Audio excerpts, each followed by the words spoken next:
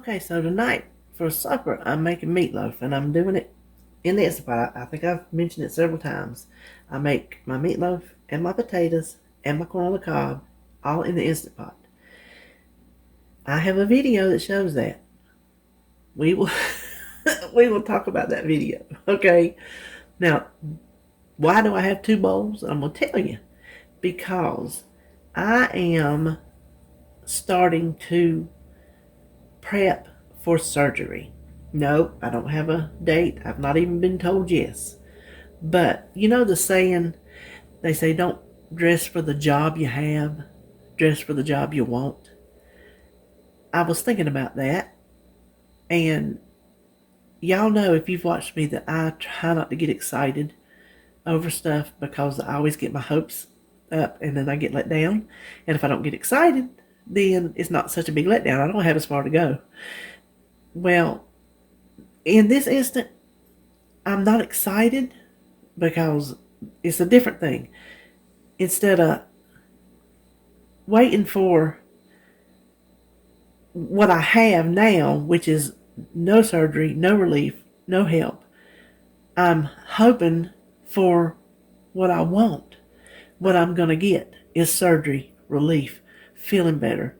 So I'm prepping. I know I didn't word that right, but it's the same principle. So I'm prepping in anticipation of being told, yes, you're going to have this surgery and you're going to feel better, because I've got to hang on to that or else I'm just done. So what I'm doing is, since I was going to make meatloaf anyway, I'm going to make one to put in the freezer. That way, if I'm up and about, I'll have something easy as I go along, do things. I'm going to do this. Or if David does it, he can just go to the freezer, pull it out, do whatever he needs to do to it. So, this will be boring, I know. But just hang in there, we'll get through it.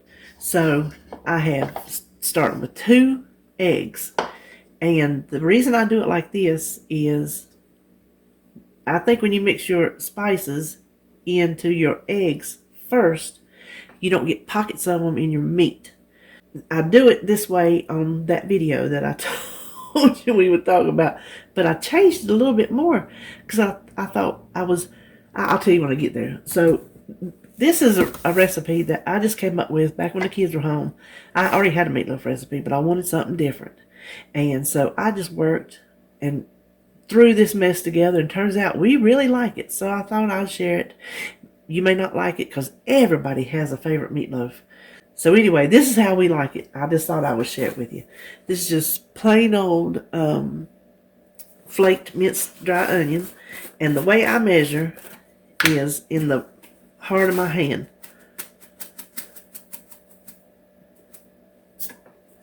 And that is for everything. That's how I did it when I made it up. And that's just how I have done it ever since. And it works. This is just black pepper. I used to use white pepper only because I had plenty of it. I bought it for something and I needed to use it. So that's why I used that's why I used it in here. I'm gonna save that. Paprika. Let's see if we can do this without making a mess. Nope. I knew that was coming.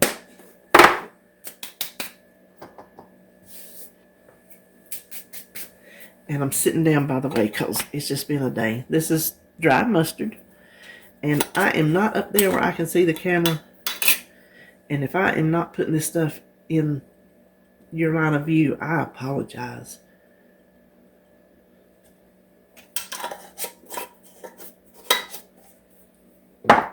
Onion salt.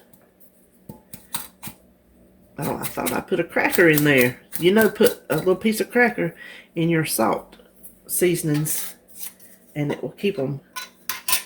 Oh, this is the one I had already that I never did put the cracker in, and it was already kind of, you know, seized up a little bit. So I just left it. And when I get through with it, I'll buy some fresh. Now the garlic powder, it was new and it has a cracker, and you can see how beautiful that is. Now, the one exception to my fill up the palm is ground. Well, that's not my ground. Hold on, I got the wrong one. Ground coriander, that was dried. This is the one exception because it's strong. This is cilantro seeds ground, I think. Or not seeds. It's something to do with cilantro. Not full. So it'll add a little something to it, but it won't overpower it. I'll just beat these up.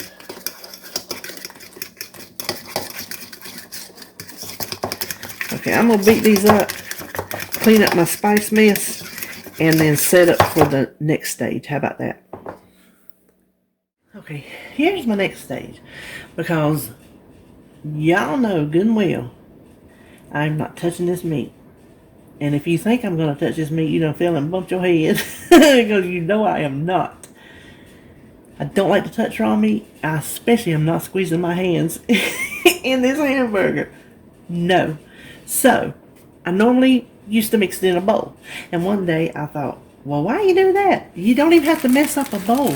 Use a plastic bag. So, what I'm starting with, each bag has 1.5 pounds of hamburger. I'm using 93% because it was on sale for $2.99 a pound. And that was a no-brainer. 1.5 pounds in each bag. So what we'll do is dump our egg mixture with our spices. Probably should have got a spoon. Because I think, just from my experience, that once you mix your eggs and your spices together and get them from making a clumpy mess in your meat, then I think if you moisten your meat with your eggs first, that it makes the rest of the stuff mix in better. Okay, I got them done. Now you feel free to put that in a bowl and dig your hands in it. You just have at it. You're riding that horse alone. Now, the next thing is just how much ever onions you want. This is what I already had chopped up in the refrigerator. This is part of my prep. Onions is part of my food prep because of stuff like this. I don't have to stop and fool with the onion. And to me, that is a big deal. Now, the cheese is the Cabot 75%. And I shredded it and weighed it out. It should be a cup per meatloaf, which is 4 ounces. Well, I want you to know they did not give me 4 ounces of cheese. They gave me 3.5 ounces of cheese. 7.5 ounces of cheese. I think that's the proper. I've got 3 3/4 ounces of cheese. So they gypped me.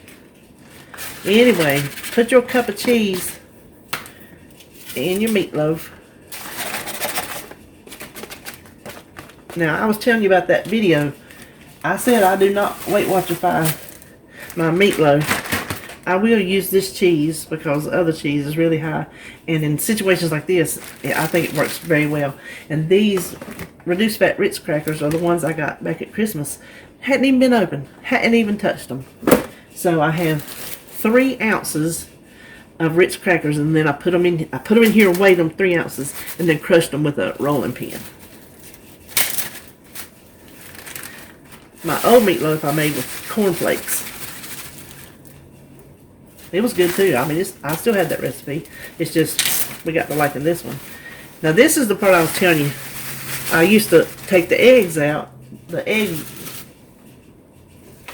meat and eggs out, and put it in a bowl to add this other stuff. And that's when I thought, well, that's about dumb. Do it all in the bag, and then you don't have to mess up anything. All right, boys and girls, I brought out the big guns. You also get these at the dollar store. I don't remember right off how many's in a pack, but these are perfect for all kind of things that the other ones will slide off because they're loose fitting, and when you're in this meat, they will slide off. Now I'm just going to form them out here on this.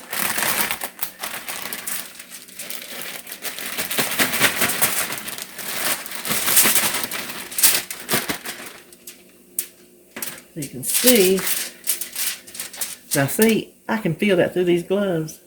If that was, if that was touching me, let's just don't talk about it.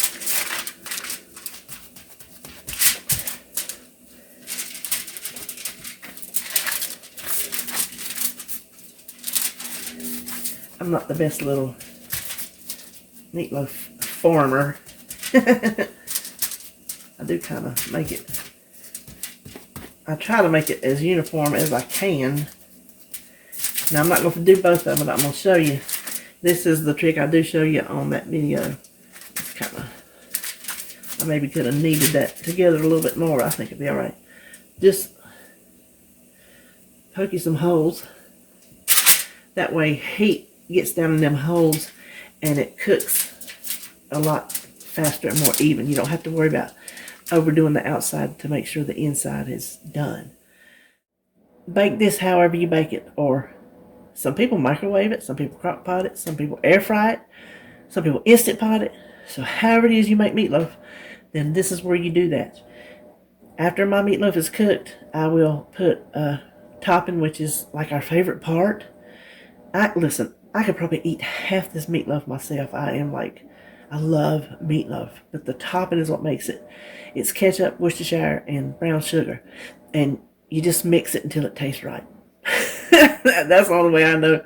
You just mix almost equal ketchup and Worcestershire and then brown sugar until it tastes right, and then put that on top.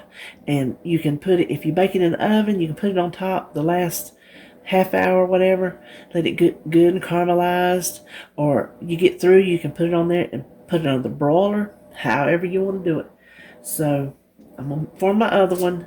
One's going to be wrapped for the freezer, one's going to go in this tin foil for the Instant Pot. So that's it. That is how I make my meatloaf, and if you try it, let me know if you like it. Okay, I was not going to show you how to do this, but the more I thought about it, the more I don't want you looking at that old video because it's terrible. So I'm going to show you real quick how we assemble this in the Instant Pot and get it all done together. So I have the meatloaf in the foil, and this is how I just gather up all the corners and then the other corners. I might have could have used a bigger piece. And so we just have a nice little meatloaf packet. Now let me switch the camera around a little bit. What I have, you can, I'm going to hold you up. This might not be no better. I only have 3 potatoes because I forgot to buy some at the store. So, this is just me and David. We don't need leftovers. That's fine. Normally, I would have the bottom full of potatoes. 2 cups of chicken bouillon. I'm just using like a cup and a half. Well, yep. Since I don't have but yay many potatoes. So just pour that in on them. Get your trivet that comes with the pot. Stick it right on top of your potatoes. Then take your meatloaf. Sit it right on the trivet. Then plain old frozen corn on the cob.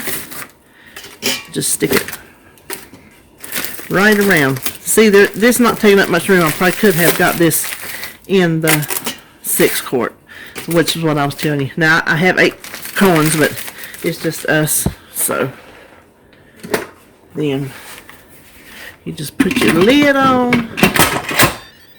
You turn that around. There goes that blurry thing again. That really is getting on my nerves. And I don't know how to change this phone to do any different. So, we want to do 30 minutes. After 30 minutes, we'll do a 10-minute natural release and then let it off the rest of the way. And then once that happens, I will come back and show you what we do next. Okay, I'm back, and let's see. Took 6 minutes after I let that rest for 10 minutes. It took 6 minutes for it to finish releasing the pressure. Now, he don't want to be on his face on camera, but David is helping me because when I was sitting over at the table, my back kind of is doing this thing, and I can't quite do this myself. So I had already put all the time into the first part that you've seen. I refuse. I refuse to scrap it. So go ahead and open the lid, and be careful. Twist the top. Hold the handle. Twist it off. It'll drip. So drip inside the. There you go. Now, just put it over here in the sink. I'm trying to keep his little head off camera. Now get your tongs and pull the corn out. Put it in that little bowl. See how the corn got done?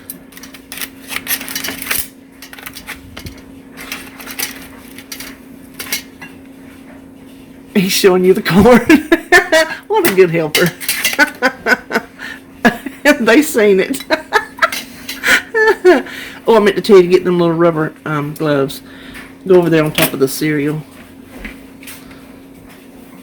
Because this meatloaf is hot.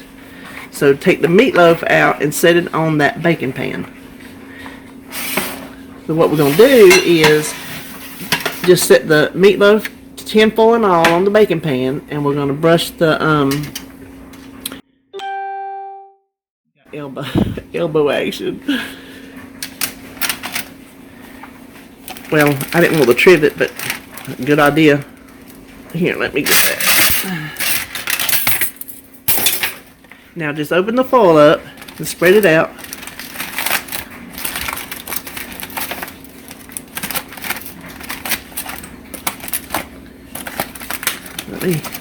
Let me look at the, yeah, spread it out. Now you can see, don't let the juice rain out. You can see how it lets juice off in there. Okay, now dump all that topping on it. Kind of spread that down just a little bit so the broiler can get to it. Got juice right there. So yeah, but the broiler needs to get to it. So just dump that on. Now you make your topping any way you want. We do ketchup, Worcestershire, and brown sugar. It's like I told you, till it tastes right. He did the whisking and I did the tasting. So we think we got it right. Just dump it. I can't stand here much longer. I'm bossy.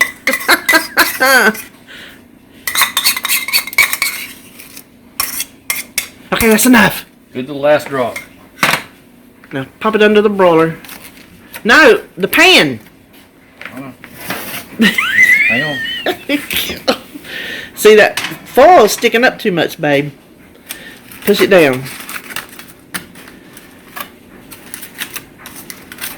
Y'all, I ain't used to somebody being in my hands. I can't take this. I'm about to stroke out.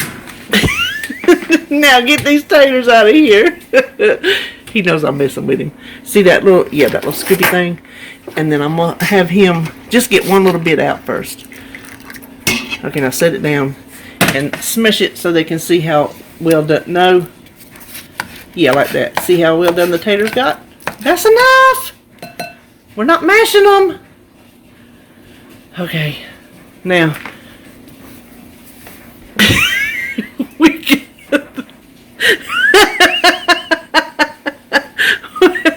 Holly and Kyle's back here. They're probably about to pass out from the ridiculousness. So, what we're going to do, I'm going to sit down. I'm not going to show y'all anymore.